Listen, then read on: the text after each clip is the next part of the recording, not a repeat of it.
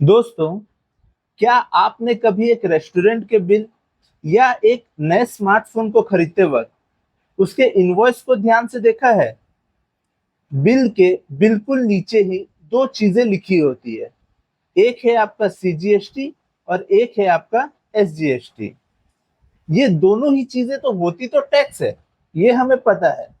But ये पैसा जाता कहाँ है, क्यों जाता है, और इससे हमारे पॉकेट को क्या असर पड़ता है?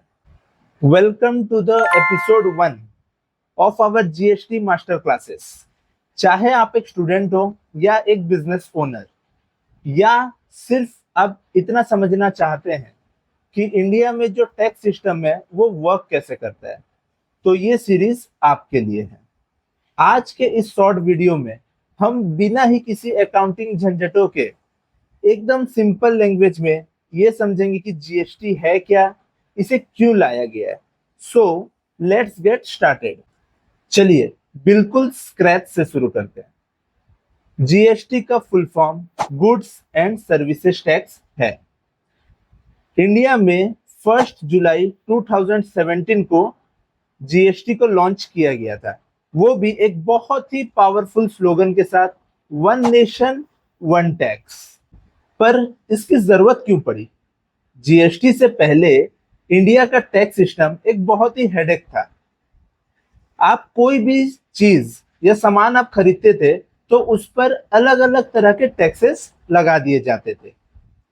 मैन्युफैक्चर ने एक्साइज ड्यूटी लगा दिया, बॉर्डर क्रॉस हुआ तो एंट्री टैक्स लग गया, दुकानदार ने सामान बेचा तो वैट लगा दिया, और भी अलग अलग तरह के टैक्स थे जैसे कि service tax, luxury tax, entertainment tax और पता नहीं क्या क्या।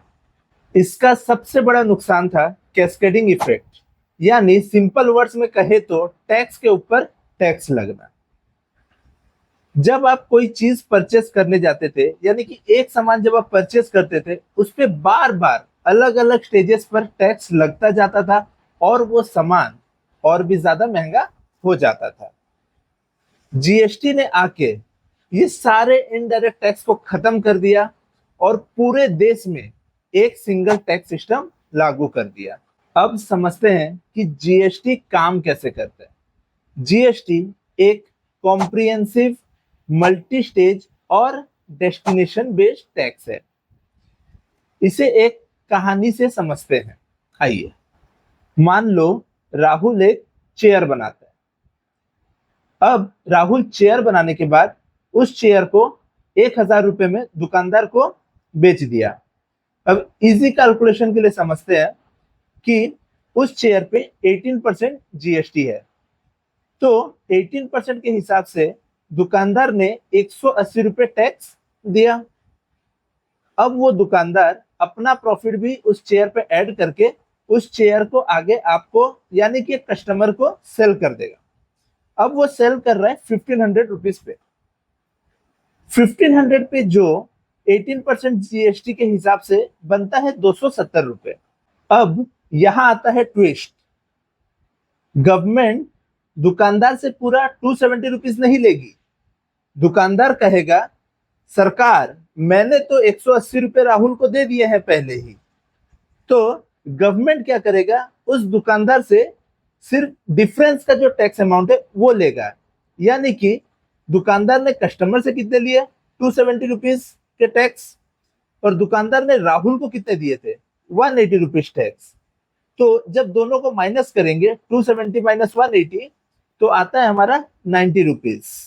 सरकार के पास पूरा ही 270 रुपीज का टैक्स पहुंच गया और इससे दुकानदार के ऊपर कोई भी एक्स्ट्रा बोझ नहीं आया। ये कैसे हुआ? इस कॉन्सेप्ट को हम कहते हैं इनपुट टैक्स क्रेडिट। इसके ऊपर हम एक पूरा ही डेडिकेटेड वीडियो बनाएंगे, क्योंकि किसी भी बिजनेस के लिए इस टॉपिक को जानना बहुत ही ज्यादा जरूरी है। जीएसटी की एक और बड़ी बात यह है कि ये डेस्टिनेशन बेस्ड टैक्स है। पुराने टैक्स में क्या होता था, जिस स्टेट में सामान बनता था या मैन्युफैक्चर होता था, उसी स्टेट के सरकार को इसका टैक्स का बेनिफिट मिलता था। बट जीएसटी के आने के बाद ये पूरा ही सिस्टम उल्टा हो गया। अब जिस जगह पे ये सामान कंज्यूम हो रहा है या यूज हो रहा है, या हम ये कह सकते हैं कि जिस जगह पे सामान को लास्ट बेचा गया है, उस सामान को यूज करने के लिए उस स्टेट के सरकार को इसका टैक्स मिलेगा। अगर दिल्ली में एक मोबाइल मैन्युफैक्चर हो रहा है और उसे उड़ीसा का कोई पर्सन खरीद कर उसे यूज कर रहा है, तो जो भी टैक्स का जो रेवेन्यू है वो उड़ीसा गवर्नमेंट के पास जाएगा। इससे हर स्टेट को बराबर का मौका मिलता है डेवलपमेंट के लिए।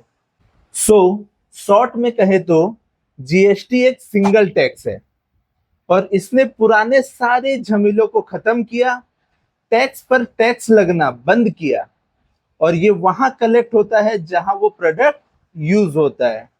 अब जब आप अपना अगला बिल देखेंगे तो आपको पता होगा कि ये पैसा क्यों कट रहा है। लेकिन दोस्तों, बिल पर ये सीजीएसटी, एसजीएसटी और आईजीएसटी अलग अलग क्यों लिखा होता है? गवर्नमेंट टैक्स का 2 या 3 हिस्सा क्यों करती है? ये इसे 2 या 3 हिस्सों में क्यों बांटती है?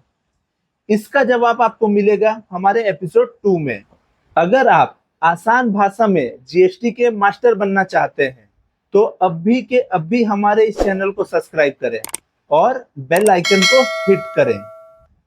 और अगर आपको हमारा ये वीडियो पसंद आया है तो हमें कमेंट करके जरूर बताएं।